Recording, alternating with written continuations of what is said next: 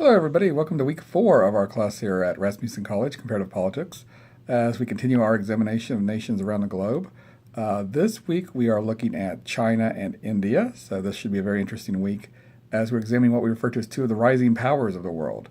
Old powers established like here in the United States, the Western European nations, which we've already talked about, a little bit with Russia because of its stability as it was the Soviet Union. India and China have been recent additions to some of the global politics that we ever seen going on in terms of their rise to power and their influence on both regional and global politics. We'll look a lot at China this week in terms of the examination of how China has really emerged as a massive economic power. We have seen how other nations that have followed the communist philosophy have failed, like we saw with the Soviet Union, and we've talked about it with our German papers and the Pain of Union and then the fall of the wall.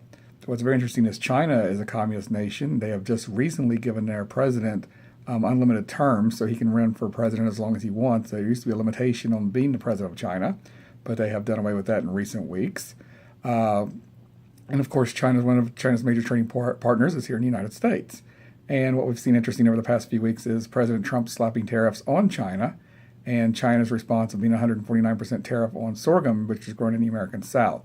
So whether or not the United States and China can resolve these issues on a going forward basis, or whether or not we're in a full-blown issue trade war with China, is something we'll have to examine as well too as we keep examining issues in the class. Also, we have to look at China militarily. China has one of the largest militaries in the world. It's not been tested in terms of it's not really been in combat situations. There are issues in the South China Sea currently ongoing with the United States and other nations as China has built islands, man-made islands in the South China Sea, and is claiming those as their territorial rights, and is claiming dominion over the South China Sea and all the shipping lanes in the South China Sea. The United States has responded by sending military ships constantly into the South China Sea and around Taiwan, as Taiwan is another interesting part of the China discussion this week, as Taiwan is where the former nationalist government of China fled after the Communist Revolution, and China considers Taiwan as a province of China. So that's an ongoing issue between China and the United States as well also. So very interesting discussion this week we're going to have on China, guys. Other issue we'll discuss this week is India, the other nation. India is again a rising power as well too. We're seeing a lot of multinational corporations move to India and locate their operations in India. We know India very well for call centers and service technology type of industries as well too, as those kind of things are growing in India also. What's very interesting we'll look at with India this week, guys, is we're going to examine how India, which was a very socialist nation and part of the Soviet bloc, not a real formal communist nation, but had good ties with the Soviets, has since embraced democracy, now has a democratic constitution, and is really trying to strengthen ties with the United States as they are trying to attract more and more multinational corporations to see India and locate to India. India, of course, guys, has a large population, which is very interesting with both populations. China's currently the first and largest population in the world. India should pass China, as India does not have the birth restriction laws that China does. So India is a very fast-growing nation and should eventually be the world's largest population. It makes it interesting on the Indian population because all these jobs that are going to India in terms of multinational corporations locating there and other things, a big problem with that is that's just a drop in the bucket in terms of trying to employ the entire India population because of the large population, there still is a large deal of poverty, a large deal of agrarianism in India, such as large parts of the nation are still with farming.